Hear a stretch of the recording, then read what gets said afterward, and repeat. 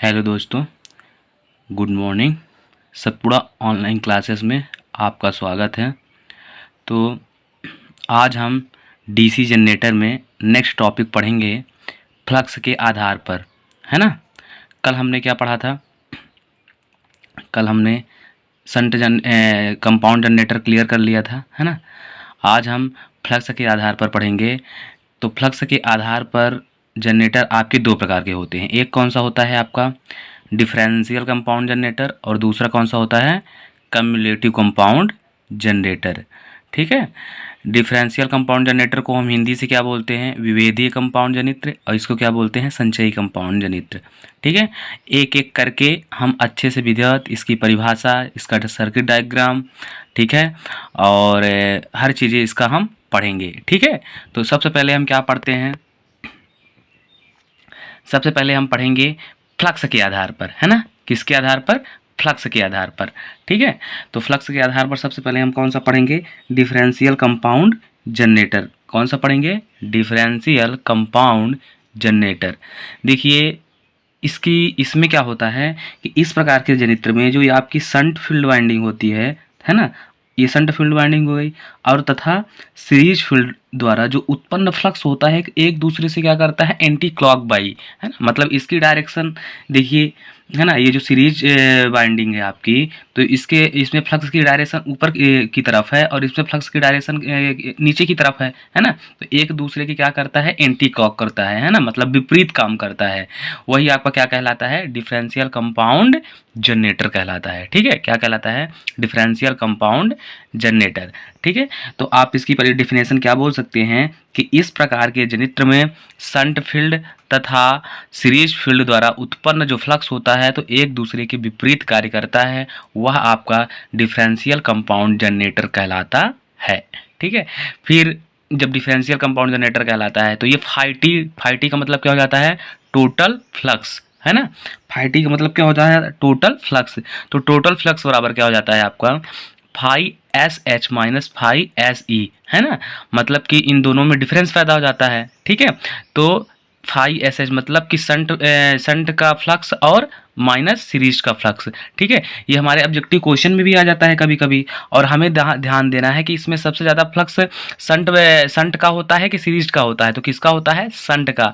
Shunt का क्यों होता है? क्योंकि हमने आपको बताया था, है ना, जब आपको इंडक्टर पढ़ाया था तो बताया था एल बराबर आपका क्या होता है? एन स्क्वायर, है ना। मतलब अगर एल का मान बढ़ता है ना, तो टर्नों की संख्या का मान 2 गुना बढ़ता है। ठीक है। तो जब मतलब मतलब जब टर्नों की संख्या बढ़ेगी तो यल का मान क्या होगा? बढ़ेगा। यल का मान बढ़ेगा, है ना, तो चुंबकीय क्षेत्र भी वहाँ बढ़ेगा। ठीक है ना। इसलिए, है ना, तो वो जो आपकी कॉयल रहेगी तो ज़्यादा से ज़्यादा मैग्नेट बनाएगी, है ना। इसलिए जो हमारा होता है यहाँ पे संट बाइंडिंग ज़्यादा चुंबकीय क्षेत्र बनाती है। ठीक है। चलिए देखिए, अब तो ये आपका फाई टी बराबर क्या हो जाएगा? Phi S H minus phi S E. ठीक है। अब ये जो आपका डिफरेंशियल कंपाउंड जनरेटर होता है ना, तो इनमें डिफरेंस उत्पन्न होने के कारण क्या होता है कि टोटल फ्लक्स में कमी आ जाती है ना। इसलिए भार बढ़ने पर ये टर्मिनल वोल्टेज क्या हो जाती है? घट जाती है ना। जब हम भार बढ़ने पर, जब हम भार को बढ़ाएंगे तो टर्मिनल वोल्टेज क्या हो जाता है? हमारा घट के आता है। ठीक है। ये चीज़ आपको ध्यान रखना है। तो इसका यूज हम कहाँ करते हैं फिर? तो इसका यूज हम करते हैं आर्क वेल्डिंग में करते हैं, या तो वेल्डिंग सेट में, है ना। अब वेल्डिंग में क्या होता है आपका? वेल्डिंग सेट में कैसे हमें चाहिए? धारा का मान ज़्यादा चाहिए और वोल्टेज का मान कम रहना चाहिए वहाँ पे, है ना। तो इसीलिए वहाँ पे क्वेश्चन भी आता है कि आर्क वेल्डिंग में, वेल्डिंग सेट में किस जनरेटर का प्रयोग करते हैं? तो हम किस जनरेटर का प्रयोग करते हैं? डिफरेंशियल कंपाउंड जनरेटर का प्रयोग करते हैं। ठीक है ना। अब देखिए, अगर इसमें हम वोल्टेज रेगुलेशन की बात करें तो वोल्टेज रेगुलेशन बराबर फार्मूला आपका क्या होता है? V N L minus V F L upon V F L into 100। ठीक है। तो नो लोड में वोल्टेज मान लीजिए 240 वोल्ट है, और फुल लोड में कितना है? 180, है ना। तो इन दोनों में जब घटाएंगे तो हमारी वैल्यू जो आएगी तो क्या आएगी? पॉजिटिव आएगी, है ना। ठीक है। तो ये भी क्वेश्चन आता है कि जो आपका डिफरेंशियल कंपाउंड जनरेटर होता है तो इसमें वोल्टेज रेगुलेशन क्या होता है? पॉजिटिव होता है, नेगेटिव होता है ना, शून्य रहता है। तो क्या होगा आपका? पॉजिटिव होगा। ठीक है।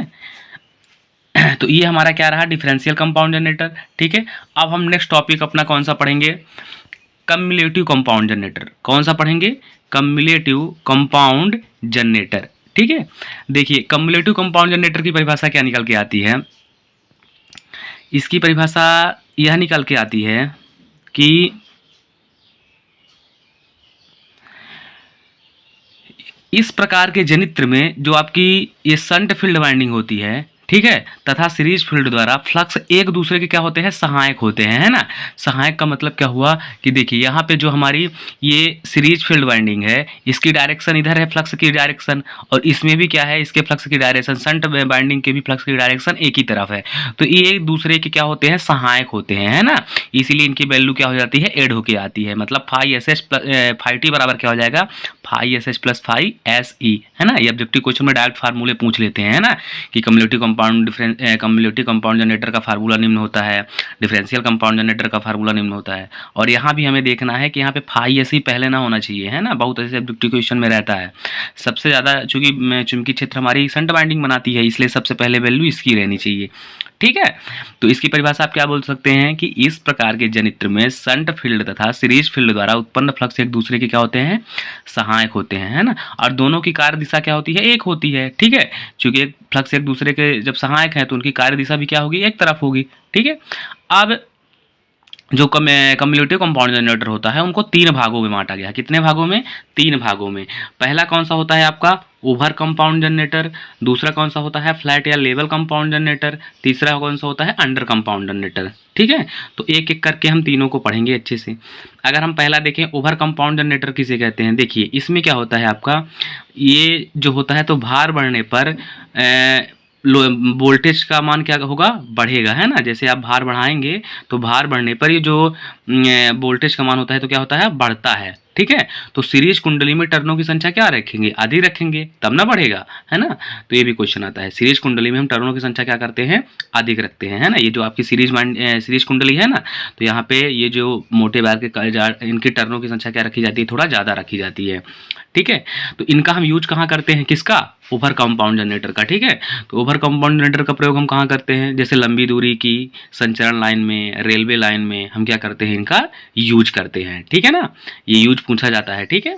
फिर अगर हम बात करें इनका भार बढ़ने पर वोल्टेज में क्या होती है, तो वृद्धि होती है, ठीक है। भार बढ़ने पर वोल्टेज में क्या होता है, वृद्धि होती है। अब हम ओवर कंपाउंड जनरेटर के वोल्टेज रेगुलेशन के बारे में बात करें अगर, कि वोल्टेज रेगुलेशन क्या होता है इसका, ठीक है। तो मान लीजिए वोल्टेज रेगुलेशन आपका, वोल्टेज रेगुलेशन बराबर फार्मूला क्या होता है, no load voltage minus full load voltage upon full load voltage into 100।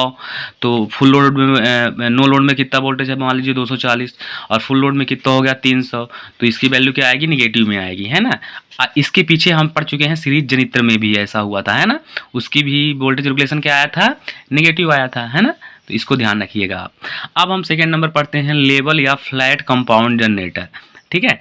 अब ये लेवल या फ्लैट कंपाउंड जनरेटर होगा तो इसमें जो सीरीज कुंडली होगी इसमें टर्नों की संख्या क्या रखेंगे हम, ओवर की अपेक्षा कम रखेंगे, है ना।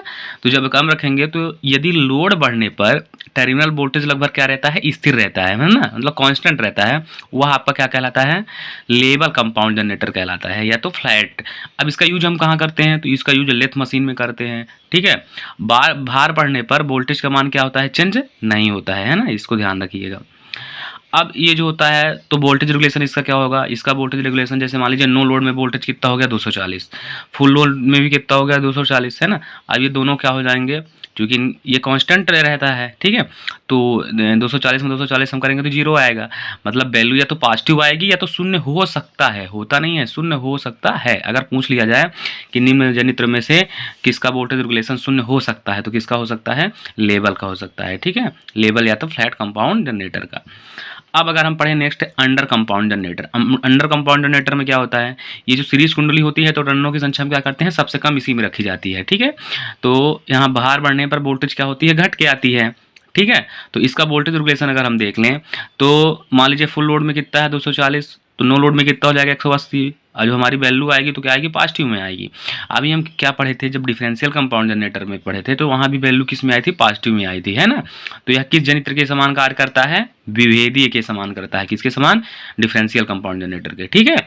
अब इसका हम यूज कहाँ करेंगे, तो इसका यूज हम करेंगे निकट स्थित भार पर, है ना, जहाँ पे हमें निकट भार है, ठीक है।